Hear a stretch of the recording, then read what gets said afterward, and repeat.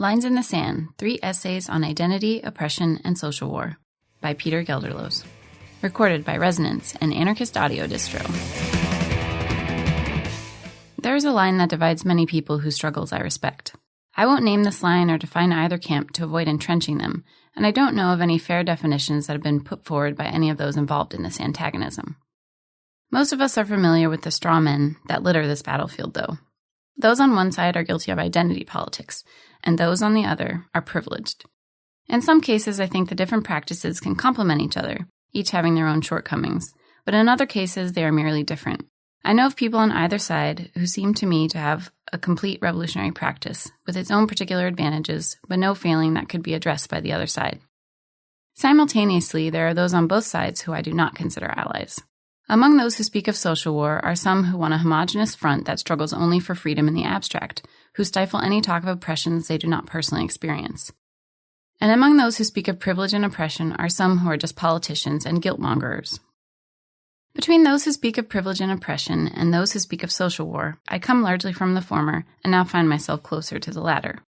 While I want to direct these criticisms in multiple directions, I don't want to create a false balance between two fictive positions. I hope these criticisms aid not in the development of a better anarchist practice, a peace or synthesis between those who have not seen eye to eye, but in the development of better anarchist practices that need not ever come to terms. However, recognizing that we'll never agree on anything, and this is good, I want to argue nonetheless that a needed common ground is an understanding and embrace of social war. I'm afraid that those who speak of oppression without acknowledging the war we are part of, not as a metaphor but as a real and current practice, will only succeed in turning a battlefield into a garden, decorating the cemetery of a society with flowers and accessibility ramps. I don't care to argue that one side or another is necessarily more correct, only that revolution becomes impossible not when we enter into the current historical era, but when we start believing in civil society and stop noticing that the guns are pointed at us, too. You Have to Do It My Way was written in the summer of 2009. So Fucked Up and Suggestions for Real Solidarity were written in the summer of 2010. Signed, Peter Gelderloos, September 2010.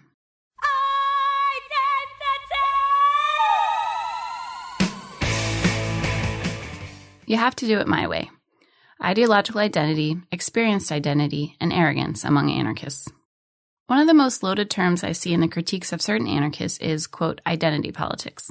What exactly are identity politics? I can't deduce a coherent definition from its usage. Given how the term is thrown around, it seems only to imply that the speaker is annoyed by someone else focusing on racism or sexism.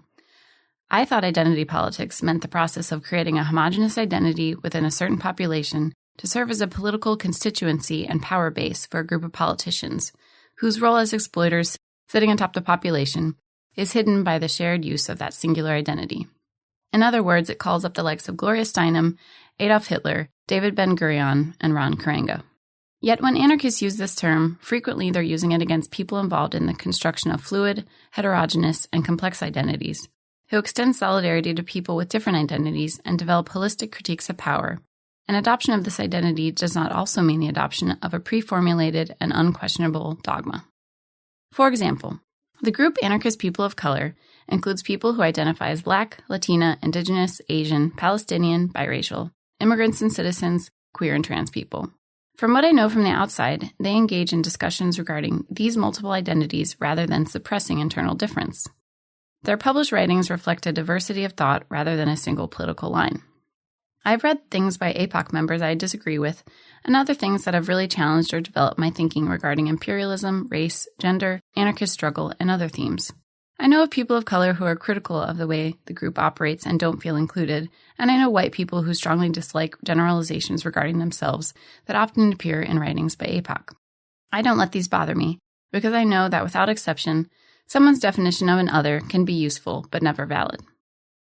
Beyond this, I've read one or two things from members of this group that were purposeful manipulations of white guilt. All this goes to show that this group is not a singular entity, and they express a range of perspectives in a number of different manners.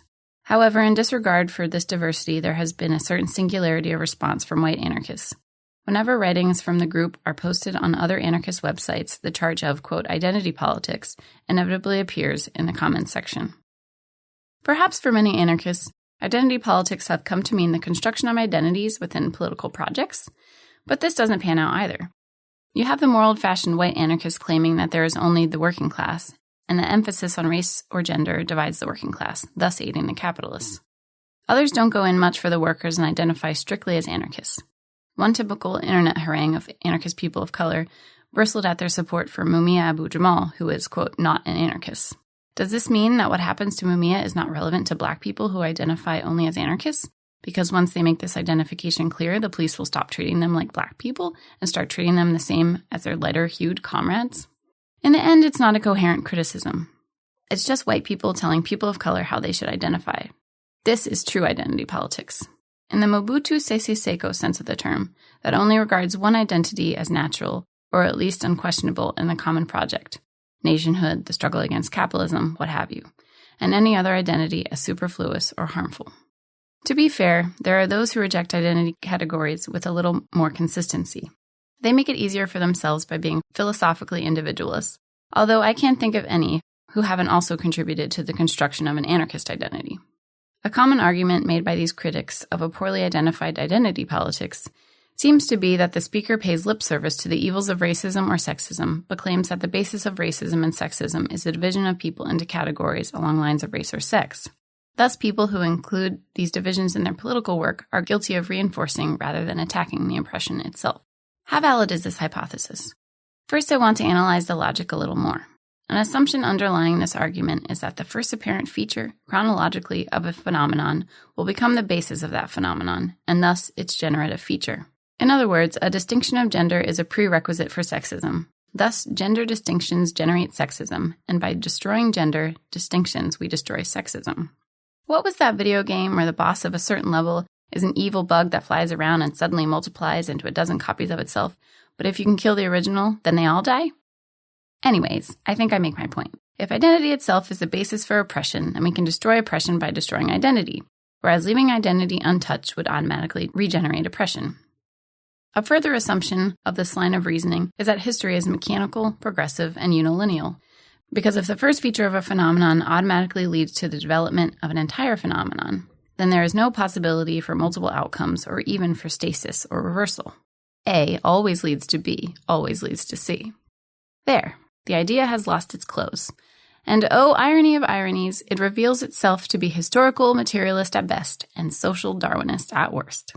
In this sense, it bears similarity to the worst excesses of primitivism, which, don't get me wrong, I believe has a number of good influences on anarchist theory and practice. Namely, that the development of agriculture led inevitably to the development of authority, which is historically untrue unless we redefine authority to mean, well, agriculture. I can't argue enough that history is neither mechanical, progressive, nor unilineal. These are idiotic and harmful, yet highly recalcitrant Western myths, and God help us if these myths are true, because that would mean that unless anarchy has been preordained by the machines of history, then there is nothing we can do to bring it about. Revealing the cultural assumptions hiding behind this particular understanding of identity is far from enough to disprove it. So let's take it at face value. Do identity categories in themselves recreate the oppressions that operate on those identities? I don't think there's any evidence of this. For every example that occurs to me of some authoritarian group that used identity to suppress difference or create prejudice, even as they were fighting against oppression, I can think of another group of oppressed people who used identity as a means of survival and who maintained relationships with people and groups with other identities to jointly attack the power structure itself. One might argue that when it comes to indigenous people, it is not at all the category that oppresses them. It's the people who came and stole their land and continue to colonize them, and in this case, the identity of being indigenous may be a vital tool in surviving cultural genocide. Losing that category may be tantamount to disappearing as a people and allowing the genocide to run its full course. One might also say that anthropologists and philosophers who look at identities as tools are only reflecting their own manipulative and mechanical way of looking at the world, and that an indigenous identity is a history, a culture, a community, and an inseparable part of who one is. I don't know. In any case, many active indigenous people have already expressed that white people's denial of their identity and nationhood is one reason they don't work with white people, and as a generalization, white people didn't listen. But this vague critique of identity politics rejects such an argument. It's a posture that bears much in common with the postmodern rejection of grand narratives. This rejection is highly useful in denying the racial myths of European nationhood and refusing the stories that give us a shared history with our rulers. This is great. On the other hand, such a posture prevents one from acknowledging legacies and histories of resistance and oppression, which is useful for the rulers. For example, if one can only connect oneself to 500 years of brutal colonial oppression and also 500 years of impressive resistance, by identifying oneself within a certain category of people, and we hold such categorization to be oppressive and undesirable, then how is one to make sense of her position in society if she grows up on a dirt-poor reservation and is treated a certain way by ruling institutions and a great many people on the street? Is this just a coincidence? And when she finds out that the other people in her family and certain other people all across the country have experiences that are remarkably similar, while the dominant culture talks nothing of these experiences, this is just meaningless? Or is it a legitimate basis for a shared identity and a point of departure for struggle? I have to say that the example I'm giving is miles away from my personal experience. All the identities that society tried to stitch onto me didn't fit, and the fabric is coarse. Man, American, white person, member of the middle class, or more recently, outcast, failure, criminal, terrorist. To varying degrees, I have peeled these identities off my body. The common experience I find with other people is our shared alienation, our desire to destroy what created us. This is too nihilistic to base a named identity on. In fact, I have generally never wanted to belong to an identity group, and I always felt awkward and pretentious when I tried one on. Until I met anarchy. I don't mean anarchism or the anarchist movement. I mean the shared experience of struggle with people who have my back, who comprise my material and emotional community, who share my history, and who learn and grow within a very real continuity of struggle that goes all the way back to the Spanish Civil War, the Russian Revolution, the Paris Commune, a continuity that doesn't exist in the United States in my experience. People who will invite you into their home and feed you because they share the same dream.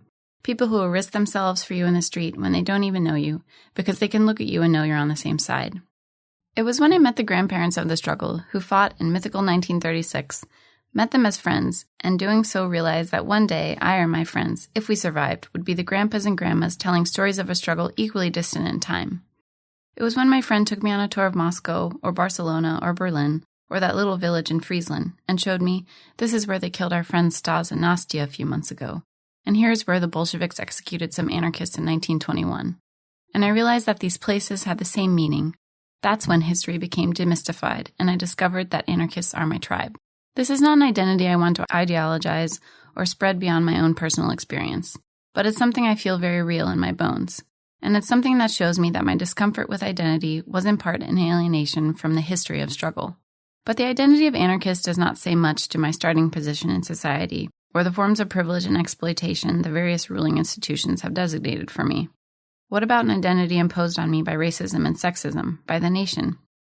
At this level, my identity tells me of my descent from a long line of poor farmers who over the years consciously decided to cooperate with a capitalistic, religious, and racial project that ultimately left me with an inheritance stripped of anything I value. My living relatives no longer even farm or work with their hands. In the end, their farming was the first rung on a professional ladder.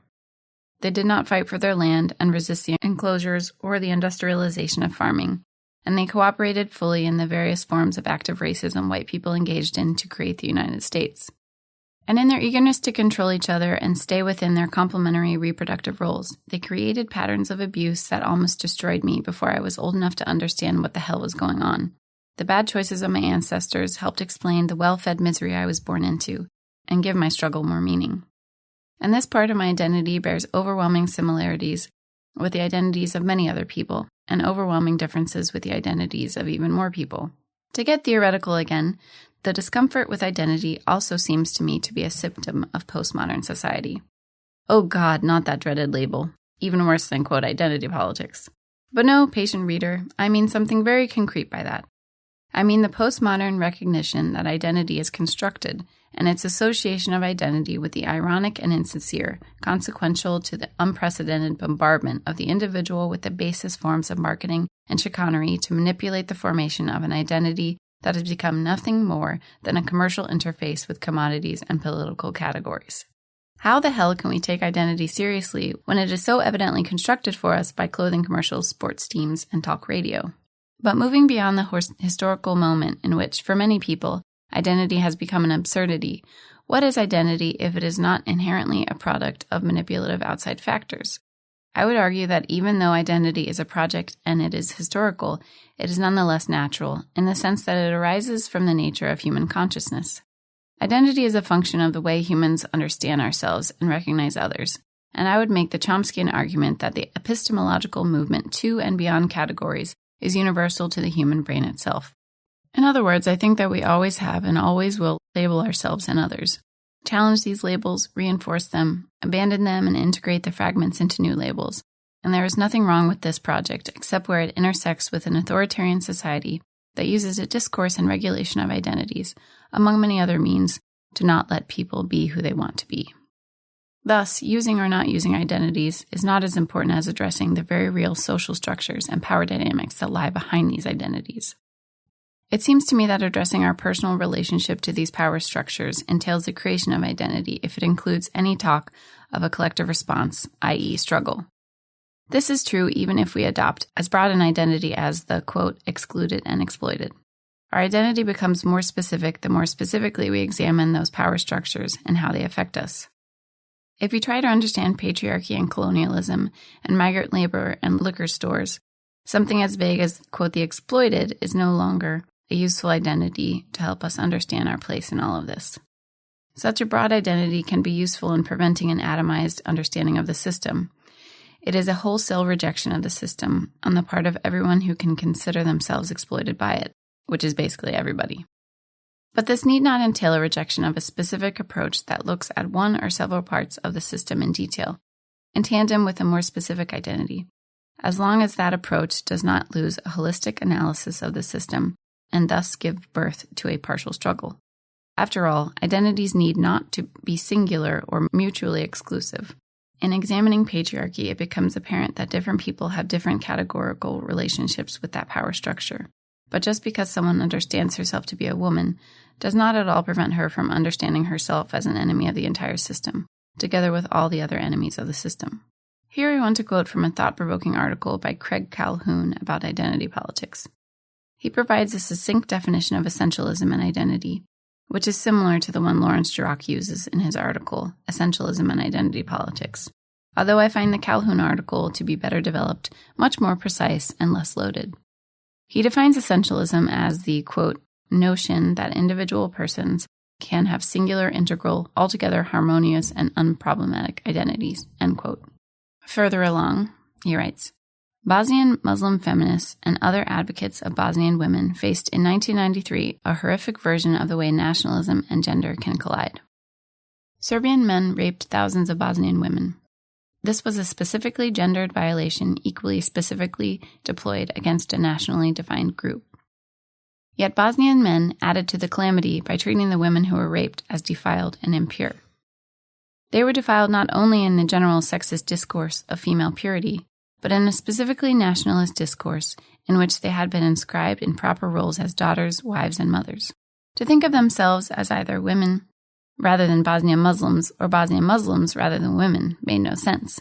They were raped because they were both, and to condemn the Bosnian Muslim culture equally with the Serbian project of ethnic cleansing, as some American feminists have done, is to condemn those very women. Yet the obvious claim to be both women and Bosnian Muslims was available only as a political project, however implicit, to refigure the discourses of gender, religion, and nation, within which their identities were inscribed, and on the basis of which their bodies and their honor alike were violated. But the puzzles lie not just in invocations of strong collective identity claims. They lie also in the extent to which people are not moved by any strong claims of identity or communality with others and respond instead to individualistic appeals to self-realization. Moreover, these two are not altogether mutually exclusive in practice.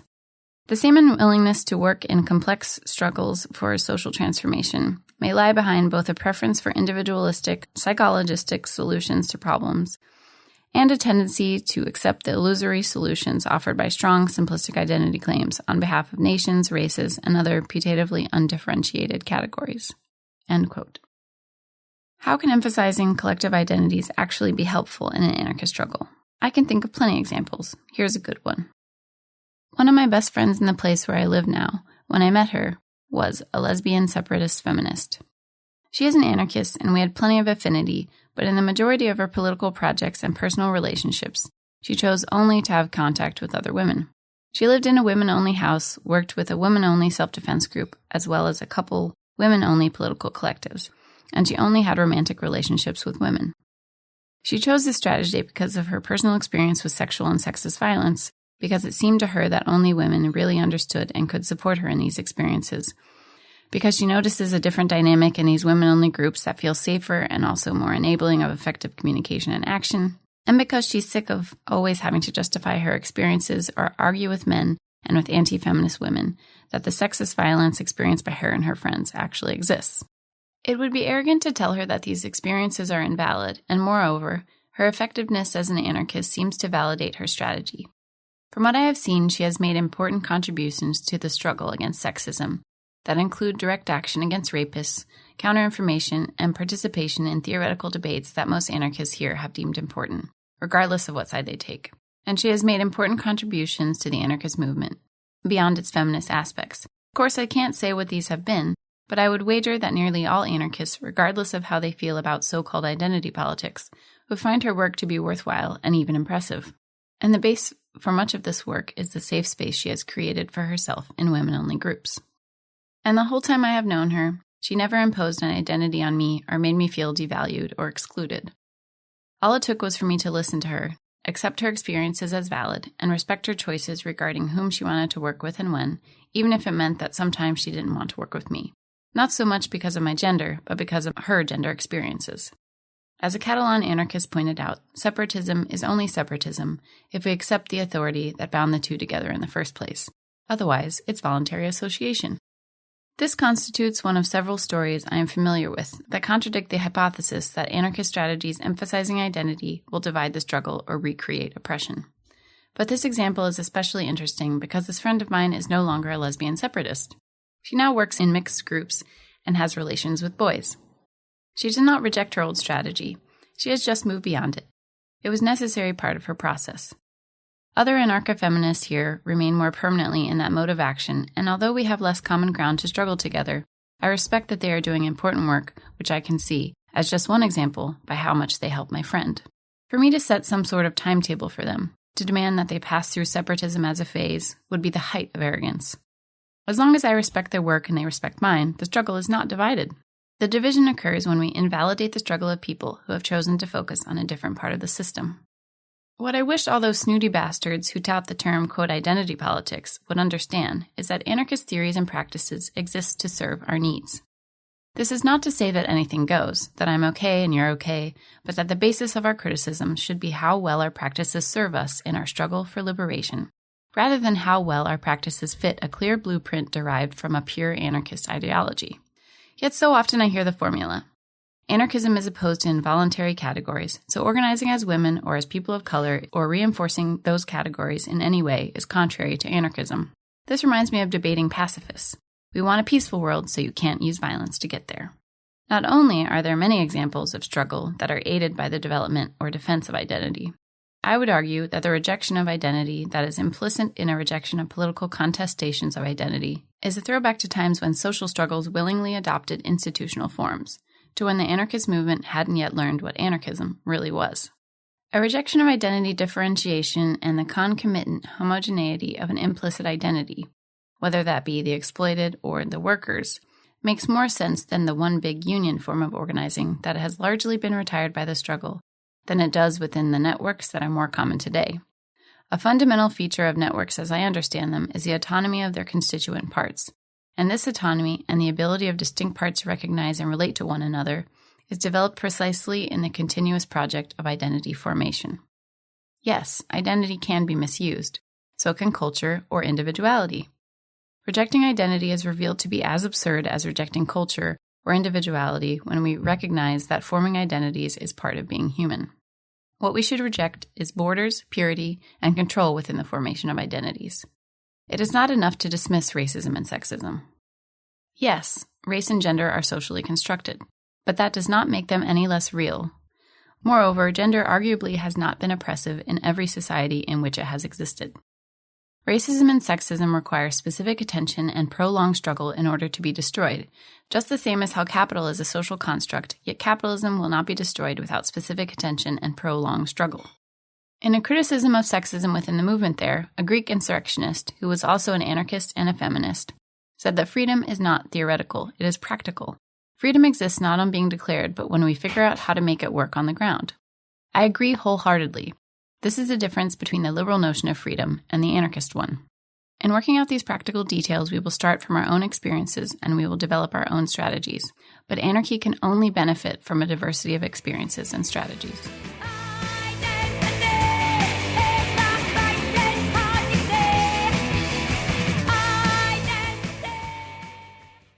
So fucked up. Guilt, disempowerment, and other mistakes of an anti-oppression practice. Many folks who were learning how to be good anarchists between 2000 and 2005 on the East Coast were influenced by what I'm going to call an anti-oppression practice. The phenomenon is broader than this. I'm simply speaking from experience. The term is not precise, and I want to keep it that way, so no one feels pigeonholed, and so everyone can consider whether these criticisms apply to them or not. And at the same time, so no one can ignore these criticisms if they do not fit within the precisely defined target. An anti-oppression practice posits a list of different forms of oppression at work in society on a macro and micro level that reproduce themselves through socialization at the micro level and through continuing political and economic restructuration carried out by elite institutions at the macro level. This practice has cultivated a number of strengths in the anarchists who pass through it: an awareness of one's socialization, a sensitivity to situations and group power dynamics, the challenging of traditional identities, and abandonment of the monolithic politics of the now extinct revolutionary left, which could not fathom forms of oppression that were not primarily economic. But anti-oppression politics, though not homogeneous, has a number of common weaknesses built into it thanks to the academic culture out of which it largely grew. The guilt, blame, and victimization that run especially intense in the Anglo-Saxon colonial society of the U.S., and the leftism and reformism of many formulators of this practice, with whom anti-oppression anarchists uncritically allied themselves.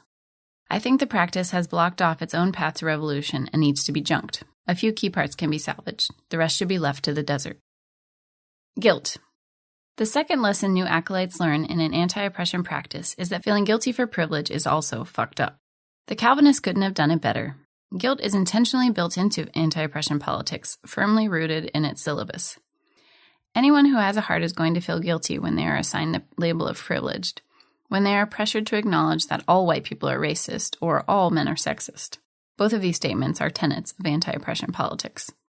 Dogmatically insisting that guilt on the part of privileged people is unhelpful and burdensome for oppressed people only ensures that their guilt is permanent and self-perpetuating, because there are no tools in this toolbox for righting the wrongs that are the source of the guilt, only for acknowledging them. It is an original sin practitioners are powerless to change. Quickly, a division becomes apparent in the mobilization of guilt within an anti-oppression practice. Because of the laundry list of oppressions that require equal consideration, nearly every individual is privileged in some way and oppressed in others. However, anti-oppression activists refuse to use privilege and oppress as situational verbs, with the obvious connotation that these are things imposed by a larger social structure. Instead, the commonly upheld norm is to use these terms as labels that adhere to individuals and qualify who they are. This means that most individuals can choose what is, according to the theory, not something we have an ability to choose, which category we belong to.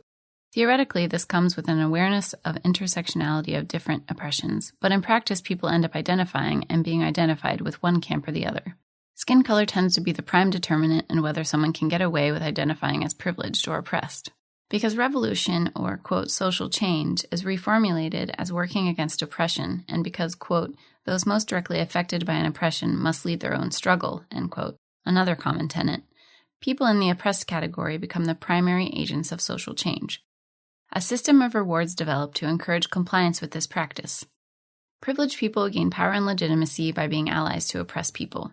It is conceded that privileged people are also negatively affected by the system, but the appropriate response to their privilege is to educate themselves and call one another out on all the ways they are tied to and benefit from the system at the expense of others. A friend of mine aptly calls this a zero-sum economy of power. Privileged people who forcefully struggle against oppressive institutions are frequently called back into line for trying to lead other people's struggles or endangering those who are more oppressed. In other words, their major opportunity for struggle as something other than self-improvement is as an ally in the struggles of others. Here we see another contradiction. Tokenization and paternalism are on any list of fucked up behaviors, in an anti-oppression practice. Thus, the practice protects itself from open complicity in the very problems it creates. Human agency is a fundamental component of freedom, perhaps the most important one. Therefore, if someone is denied agency in their own struggle because the most legit thing they can do is be an ally to someone else's struggle, it is inevitable that they will exercise their agency in the course of supporting a struggle they view as someone else's. To do so, they will either look for any oppressed person who supports a form of struggle they feel inclined towards and use them as a legitimizing facade, or they will try to participate fully and affect the course of a broader campaign or coalition in which they are pretending to be mere allies.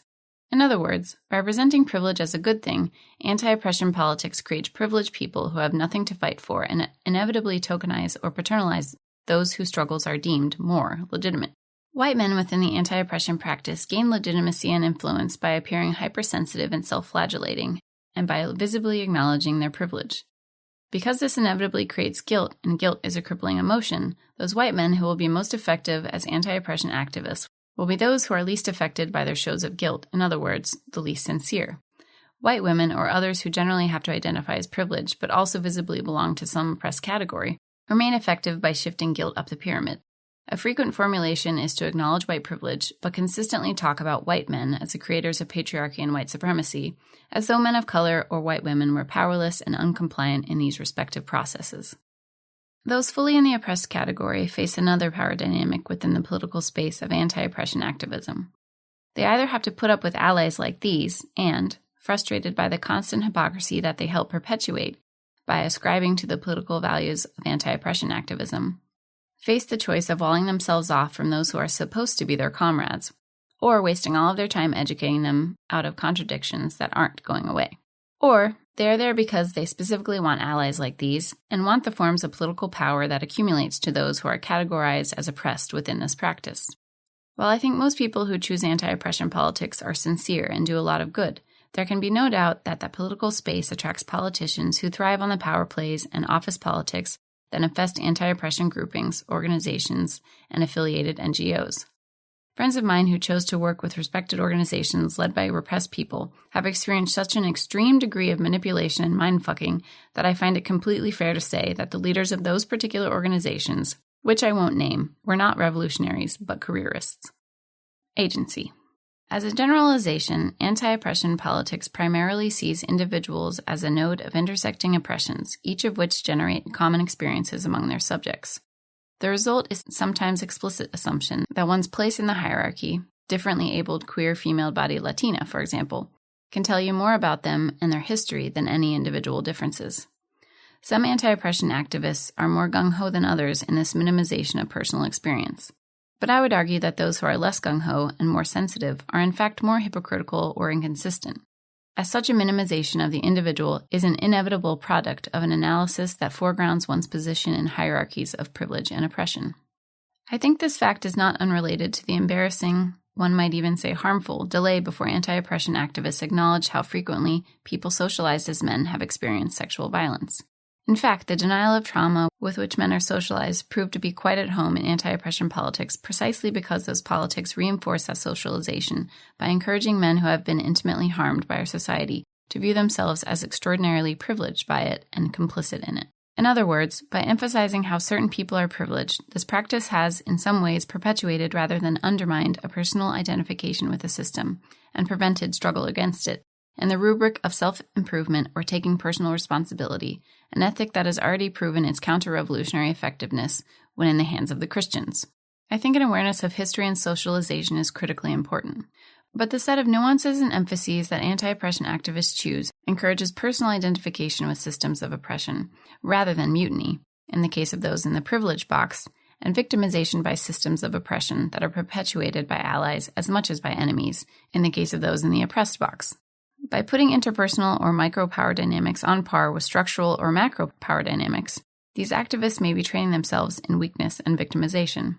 I think it is necessary to understand how these behaviors filter upwards and downwards, but without any facile equivalence between above and below.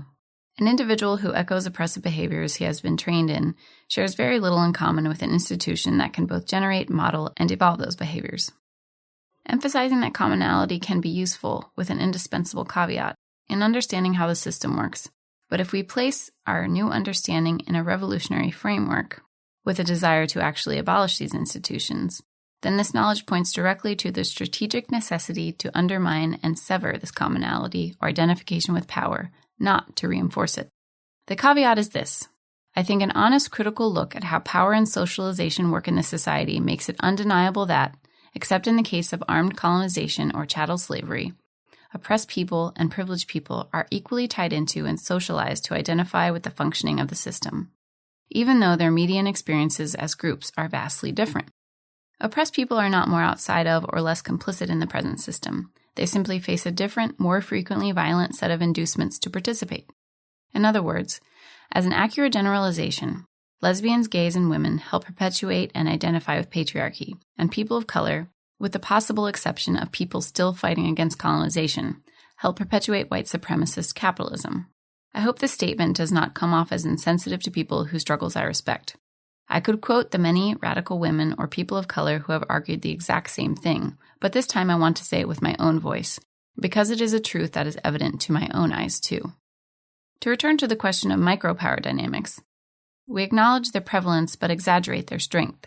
If we view oppressive/privileged socialization as determinate, as extremely powerful over who we are, we risk making a mountain out of a molehill.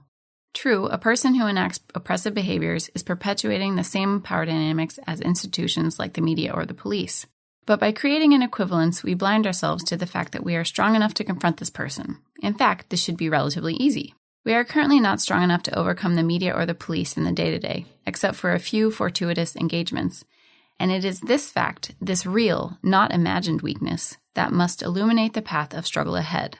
How to build the collective force we need to attack and defeat these power structures. The struggle does not come at the expense of understanding interpersonal dynamics and relationships. In fact, fuck that dichotomy entirely. There is no inside and outside. There is building healthy, caring relationships, solid alliances, and networks of complicity and mutiny as we wage war against a social system we could not identify with in the least because it is impossibly far away from who we want to be. Looking at socialization with the old set of nuances, as a privileged person, the conclusion is that the system privileges us, it has trained us, and this will be the case for the rest of our natural lives.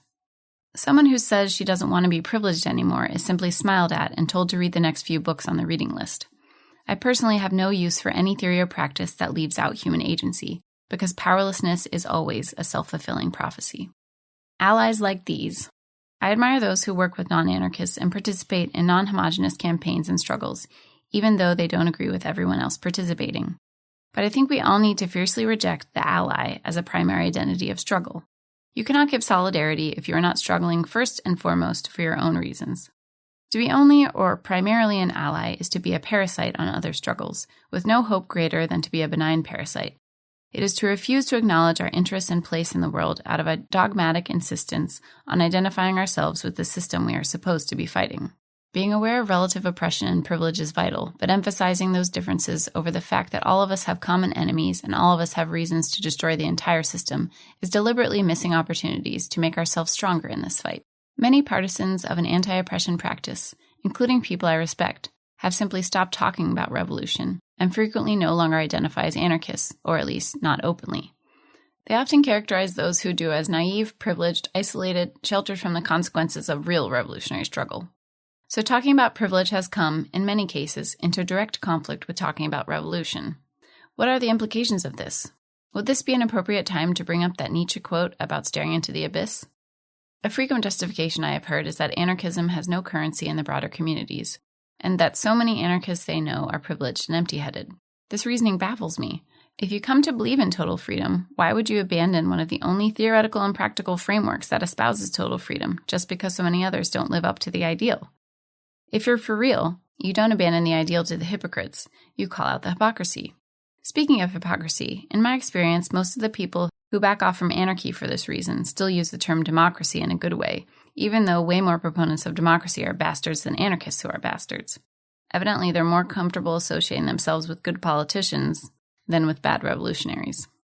I think in many cases, the true reason for this disavowal is fear of failure, lack of confidence in one's own ideas, the need for affirmation through working with those who are more oppressed and whose experiences thus seem more real. The feeling of sophistication built into anti-oppression politics is an effective shield against self-criticism. One can give up hope in the struggle, which is a painful thing to carry around, without having to admit to personal weakness or failure, by clinging on to and supporting struggles carried out by people who one sees, in a hyper-alienated way, as more real. It's true enough that outside of certain cultural groups, not many people in struggle identify as anarchists. However, those who insist on being allies tend overwhelmingly to ally only with a certain portion of those others who struggle, the portion that is most recognizable to an activist practice. Gangs and prison rebels are usually ignored, while leftist organizations and NGOs need never go wanting for volunteers. In other words, while justifying this disavowal of or distancing from anarchy on the grounds of leaving comfort zones, this is exactly what many anti-oppression activists refuse to do. After all, visible activist organizations are the easiest form of resistance in oppressed communities for activists with college degrees to find. The fact that the job of these reformist allies is to recuperate resistance leads to interesting contradictions. When Black youth in Oakland rioted a few days after the killing of Oscar Grant, aided and encouraged by an embarrassingly small number of anarchists, Black and white, the professional activists in the Black community, working explicitly for the forces of order, denounced the uprising as the work of outside white anarchists. It was these Black leaders who were being racist by silencing and erasing the Black anarchists who helped kick things off, and portraying the Black youth as misguided sheep manipulated by white people. By extension, the anti-oppression activists who took up this rallying call for retreat were complicit in this racist operation. Concerned with appearances and lacking confidence in their own political analysis, they latched onto the most visible figureheads from the Black community, who, considering we live in a media-driven society, were the most reformist, and parroted their line. The media, perceptive to the effectiveness of this tactic, adopted it to preempt riots when the verdict of Oscar Grant's killer was announced, using guilt-laden language to portray all the potential rioters as anarchists and all the anarchists as white outsiders. It worked. In order to be good allies, many white anarchists in the Bay stayed home during the riots. By privileging someone's skin color over an affinity with their political analysis when choosing alliances, anarchists are more likely to defend racism rather than to challenge it, because at this point, most people, regardless of their color, have been trained to behave in a way that perpetuates the system. Trauma and victimization. I am not heading towards the insulting and insensitive conclusion some proponents of social war have made when I say that American anarchists are those who talk most about trauma and are also the most traumatized. Let's not go back to the days of stoic, emotionless revolutionary sacrifice. But let's also not ignore the massive failure represented by our trauma. Talking about it in the way that we've been talking about it just isn't working. A friend of mine hit the nail on the head when she said, "To heal from trauma, you need to feel empowered." The U.S. anarchist movement exists within one of the most disempowered political cultures in the world. It would be nothing less than a narcissistic vanity of that very political culture to suggest the all-too-common explanation that the state, the spectacle, is simply stronger in this country and society simply weaker. In fact, the forces of order are only stronger here because we've been losing for so long, and that losing streak has long since manifested as analysis, as practice. Seeing our socialization as more powerful than our wills leads to a number of errors. The first is the belief in a pure body that exists before socialization and has been irrevocably imprinted. In fact, there is no body without history, without relationships, with imprints from society. Because the body is not and cannot be on a trajectory ideally towards, and therefore practically away from, perfection, but is already imperfected, oppressive socialization becomes just one stain among many, and we as persons become mosaics of scars that, in sum, are really quite beautiful and hella tough. My privileged position in society notwithstanding, I've had more than theoretical encounters with trauma, and I found that I healed best when I did not identify with the trauma or make an identity out of it. The most dramatic reversal of a traumatic event came when I used violence against someone who had successfully victimized me. This experience helped me to see that it is not blaming the victim, but rather good therapy to focus on how disempowerment is something we choose or reject, and how it can be reversed through our own personal agency in a traumatic situation. Friends of mine who have also healed from traumatic experiences have had similar observations. Fragile freedom. One aspect of anti-oppression politics I find hardest to forgive is the idea that it has implicitly promoted that freedom is a fragile thing that we create first in our own internal spaces. At a recent talk on identity politics at the Seattle Anarchist Book Fair, one of the presenters told of a consent workshop at an activist or anarchist space. He said it was a good, important workshop, but he was struck by how limited that safe space was after they left, when a female-bodied friend was harassed and threatened by a passing motorist as they walked away. Freedom has to go armed. Our notion of freedom can't be something that falls apart if every single person involved does not follow perfected norms of consent. Such a notion, more than any of our fashions or specialized vocabulary, will imprison us to a political ghetto. By trying to banish sexism and heterosexism on the micro level, by perfecting behaviors and norms in our circles of friends, we have made ourselves incapable of actually engaging with and transforming those behaviors and norms outside of our cliques, and we make it increasingly difficult for outsiders to come in or for allies to work with us. What we are left with are a series of fortresses that are no less plagued by gender violence for all our emphasis on new rules and processes, in which we can either hide, fearing the days when we have to deal with outsiders who will assign us to a gender category we don't fit in, or from which we can make violent forays a la bashback to assault the fortresses of the normal. I want to mention that I love the theoretical and tactical developments represented by bashback. However, one of their possible future trajectories is a détente, a war of attrition, in which the bitterness of surrender is blunted with the sweetness of vengeful attacks directed from an ideally oppression-free internal space that can never expand or explode to include all of society in a revolutionary way. A militant refusal to be assimilated, an inability to sabotage assimilation in the rest of society, an admirable dedication to the continuation of this contradiction through attacks on church services and gay businesses. I bring up bashback because within it are those who are more closely aligned with the practice of social war, and those more closely aligned with an anti-oppression practice, and so which future trajectory they follow is undecided. It is not a question of specific tactics so much as projectuality. If our actions can facilitate revolutionary social change only if more and more people join the in-group we have created, we will never win. Fight oppression, burn the witch. I first started to seriously doubt anti-oppression politics when I witnessed what I realized was a typical response to criticism. Someone from outside the movement was respectfully questioning whether there weren't better ways to fight sexism than using gendered speakers lists in meetings, ensuring that no more than half of those who speak are men. And a white man, well-versed in anti-oppression rhetoric, responded dismissively and rudely, calling the skeptic a sexist and giving him a list of recommended readings to study up on so he could better understand sexism. "Read these first, then we'll talk," was the tone of the reply. In this covertly academic framework, someone from the outside can't even properly be engaged with until they are brought up to the appropriate level. More recently, I witnessed a disgusting exchange that struck me and other people as typical of other experiences we'd had. At the aforementioned workshop at the Seattle Book Fair, the presenters explicitly stated multiple times that they think it is important to fight racism, sexism, homophobia, and other forms of oppression, and that they see nothing wrong with people focusing on sexism, for example, or coming together as queer people to fight against heterosexism. However, they criticized a number of features of what they labeled, quote, identity politics.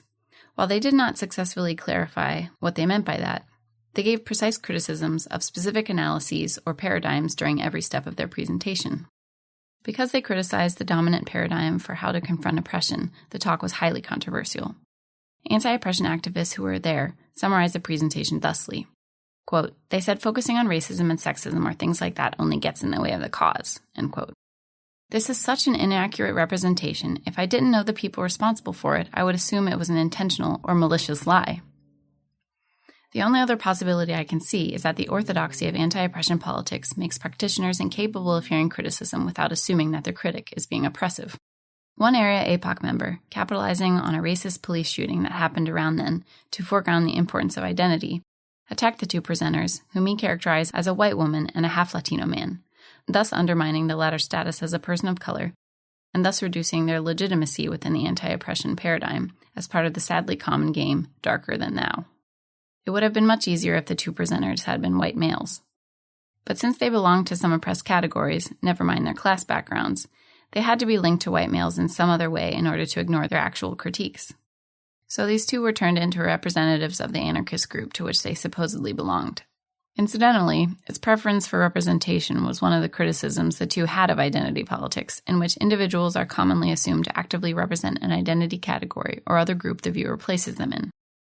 That anarchist group, according to the APOCer, was comprised of majority men and only one person of color, when in reality the group doesn't exist, but the circle or scene he was confusing it with includes multiple people of color, multiple women, and no majorities. In other words, to defend the orthodox form of anti-racism, this person had to create the category of half-Latino, turn several people of color into white people, and turn women comrades into a sort of silenced minority. From his description, you'd think the white male majority of this non-existent anarchist group had forced the powerless, oppressed members of the group to publicly denounce identity politics, so they could stop thinking about privilege and get back to ruling the movement. In the words of one of the workshop presenters, "I don't feel tokenized by the white anarchists in my city, but I do feel it from you in this caricature you portray." Suppression. An emphasis on microdynamics can be helpful within the framework I'm about to elaborate, as an attentiveness to tactical details that can facilitate or hinder our attacks on the system. But even how they're nuanced by anti-oppression activists, microdynamics become a laundry list of behaviors that are oppressive or incompatible with freedom, which is to cast freedom as a pure state that is banished by impure behaviors. Within this framework for social change, the primary activity for creating freedom is in fact suppression. Because of this reliance on suppression and belief in the fragility of freedom, women who talk loudly and don't want to be put on stack, don't want men to step back to make room for them, are called manarchists. Individual personalities disappear under categorical generalizations, and such women are told that they are simply adopting masculine characteristics as a coping strategy. Not being oppressive is boiled down to adopting a certain personality type that, perhaps, is not suited to revolutionary struggle. Being soft-spoken, having thin skin, learning and following group norms, and submitting to group process. On the other hand, I think building a culture of respect, solidarity, and sensitivity is vital. In some ways, freedom exists more in the details than in the abstract, and the details are different from one person to the next. This is a truth that anti-oppression activists have helped to foreground. I don't at all want talking about micro-power dynamics to go out of vogue, nor discussion of our socialization and our personal experiences within social settings. But maybe we should base our idea of freedom on an expectation of constant confrontation, which we are strong enough to deal with on our own and with friends, rather than on an expectation of perfected norms that must be upheld by the entire group. Freedom is not a fragile thing. It is also not lacking in discomfort or conflict. But these unpleasantries are exactly what we need to grow stronger, and strength is what we need to create and defend freedom. Strategic alliances. To talk primarily about social war rather than about privilege and oppression is to acknowledge that capitalism, the state, patriarchy, all of these interconnected systems, constitute a war against all of us, and each and every one of us have a reason to fight this system.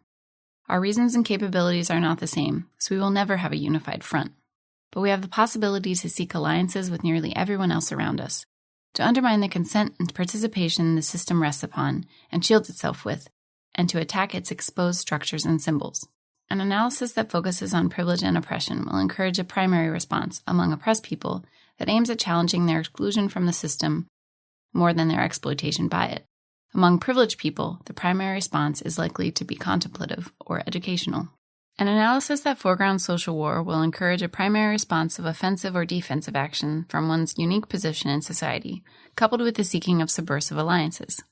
To start with, this is a far more empowered and realistic practice, because each of us are the primary agents in our own struggles, and each of us are declaring we are strong enough to fight back.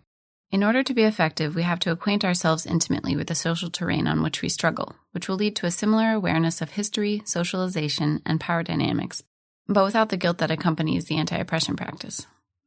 We recognize that the system privileges some of us, but this is something that is imposed and something we reject, rather than something we view as adhering to us for the rest of our lives.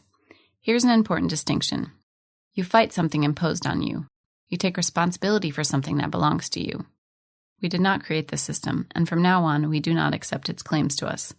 Precisely because privilege is not something voluntary, it is not something we can simply dismiss. But we recognize this as a result of historical struggles and a tactical reality on the battlefield. It is no coincidence that whiteness was created at a time of major social revolts in Europe and anti-colonial revolts in the Americas, at a time when the ruling class needed ever greater participation in its project of domination. Neither is it a coincidence that patriarchy experienced a qualitative leap forward in that era.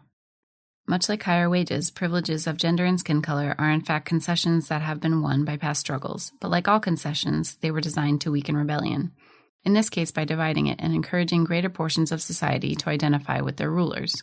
But also like all concessions, they offer new possibilities if we refuse to see them as a gift given to us and instead view them as weapons we have stolen. People who are privileged by the system can feel guilty about this, or we can use these privileges to attack the system. Those of us with white skin don't face as much attention from the police or store security. We could say, therefore, that it's a privilege to shoplift. Or we could rob those stores blind, sell the merch, and donate the proceeds to our own struggles and the struggles of people who can't shoplift so easily. By using privilege as a weapon rather than obsessing over it, we actually undermine it, because stores that intentionally conduct racial profiling or more passively give in to the common prejudices will be hurt economically. If they shift surveillance to well-dressed white shoppers, then white privilege, which helps prevent rebellion, erodes a little. By seeing race not as essential categories or forms of socialization we have to own up to, but as counter-revolutionary alliances that never succeed in negating our own agency, the Phoenix Class War Council achieved a victory of a magnitude I've never seen come out of privilege workshops. They approached white libertarians who generally remained within right-wing coalitions and called on them to honor their own principles by joining them in a protest against neo-Nazis who were capitalizing on anti-immigrant racism with a xenophobic rally. The libertarians showed up and helped drive the Nazis out of town. Subsequently, the Phoenix anarchists intervened again and called on the white libertarians to stand true to their opposition to big government by joining them in a protest against the militarization of the borders, which was also an immigrant solidarity protest. Many of them came out mutinying against the alliances of white supremacy. One might argue that this momentum was largely destroyed by the leftist Boycott Arizona campaign, which had watered down politics, was based on shaming and guilt, and gave all Arizona citizens, i.e. from Nazis to the libertarians, cause to unite.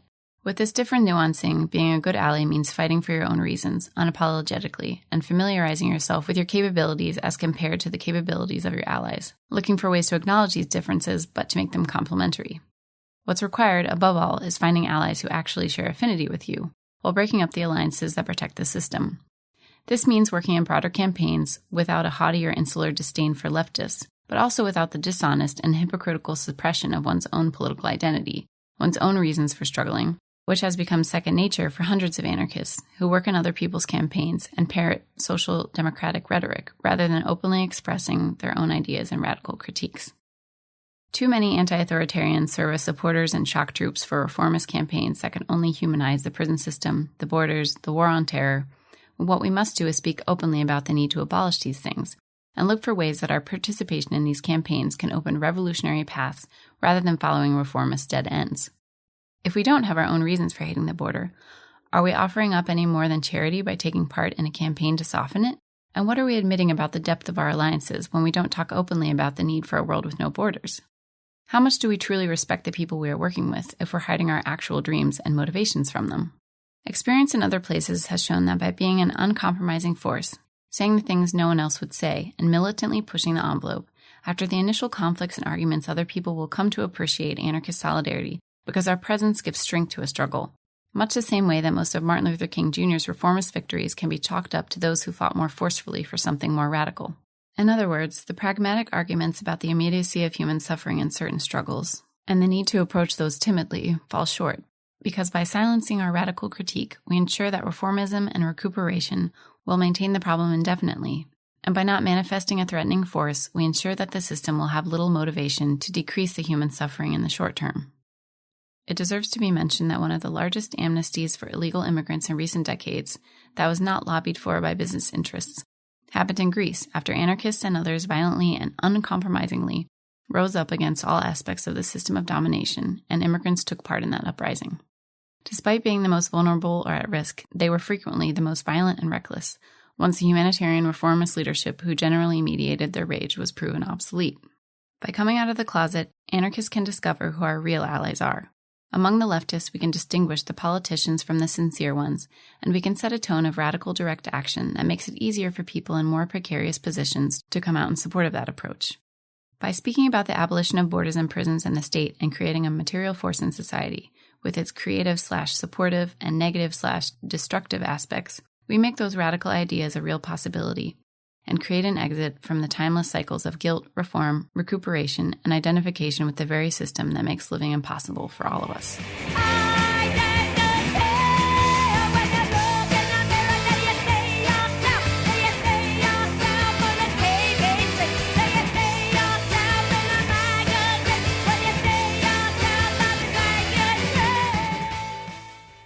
Suggestions for real solidarity. Let's pick a real-life situation. A U.S. city, a protest against the police in the wake of yet another shooting. Among the small crowd, there's a group of homeless youth, some anarchists in Black Bloc, and others. There are no politicians here, no counter-revolutionaries, just various people with differing reasons to participate, all of them sincere. Many of the people don't know one another, however. It's something like the coincidence of separate islands, and when they go their separate ways, few if anyone has met a stranger or made a new friend. At one point, someone tries to pull at least two of the homeless youth into the street where the Black Bloc are blocking traffic. Many, if not most, of the people do not notice this incident. This upsets the homeless youth as they have decided to stay on the sidewalks for their own safety. They have no shortage of opportunities to confront the police. Despite the show of disrespect, at the end of the protest, they talk about having had an overwhelmingly positive experience, standing up to the police and starting long-lasting conversations about police violence. Later, an argument develops between anarchists or anti-authoritarians, some of whom identify more closely with the practice of identity politics or anti-oppression, others who identify more closely with the practice of insurrection or social war. The same old arguments come out. Black Bloc tried to force people into the streets. They endangered people with their tactics. They were being fucked up. They're just privileged straight white men, etc. Even though not the Black Bloc, but one person was involved in pulling, and the Black Bloc was neither all white nor all male, and possibly did not include any straight people at all. And even though some people who later made these arguments saw the pulling going on and didn't intervene, they just blamed others for it. And on the other side, I call bullshit. That's just identity politics. They're just trying to pacify our response. They claim the Black Bloc was endangering people just by taking the streets.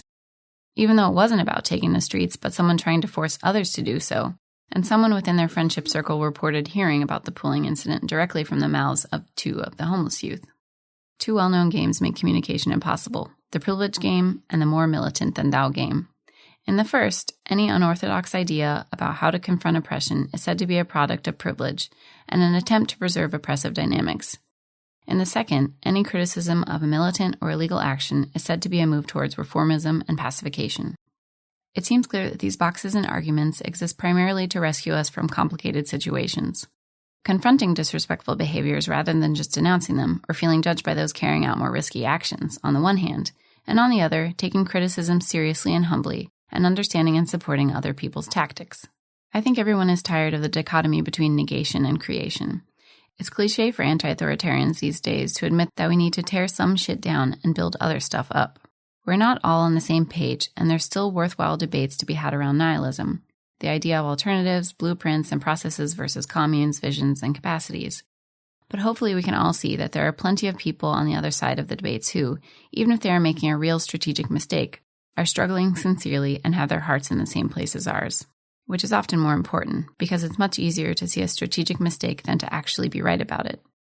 Therefore, excommunicating everyone we believe to be guilty of strategic mistakes is more likely to result in hyper-fragmented sectarianism than in good, effective strategies put into practice. It should also be easy to see that so much of these arguments is a question of temperament.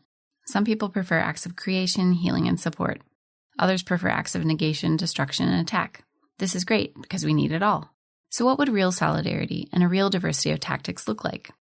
The first step is to abolish any hierarchy of tactics. The riskier and more exciting tactics are not the most important ones, and not the only ones deserving of direct support.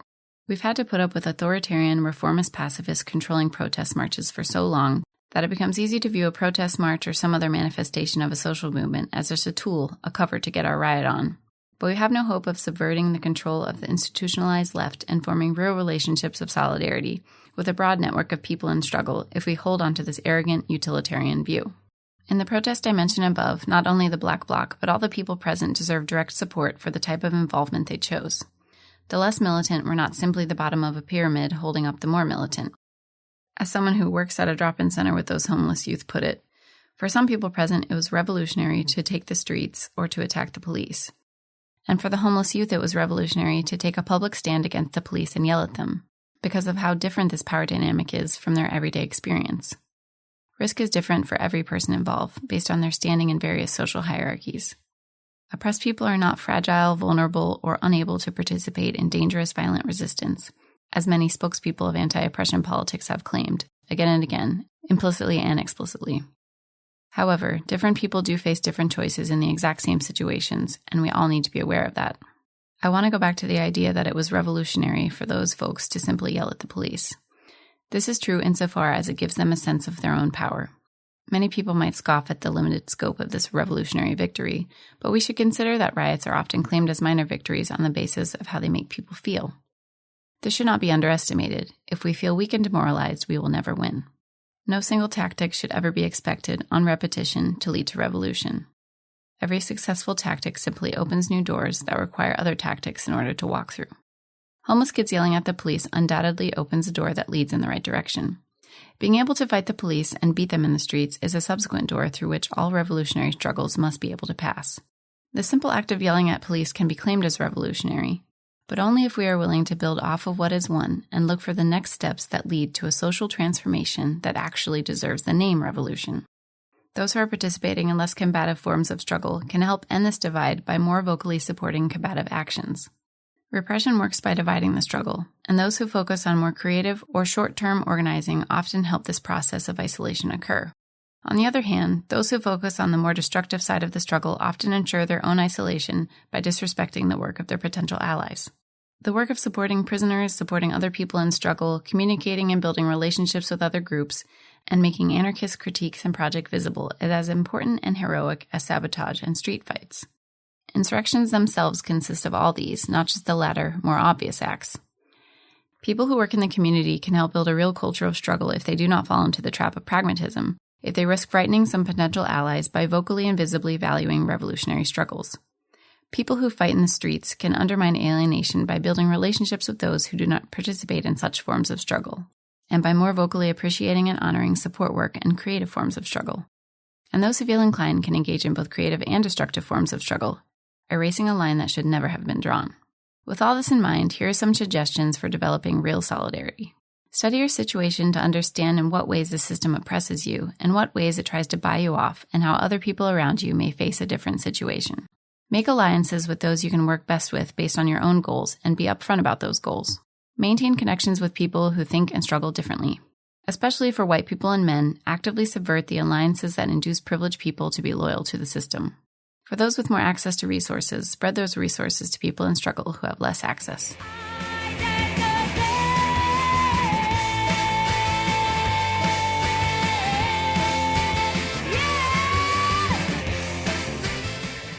Thanks for listening to this recording of Lines in the Sand, 3 essays on identity, oppression, and social war, recorded by Resonance, an anarchist audio distro.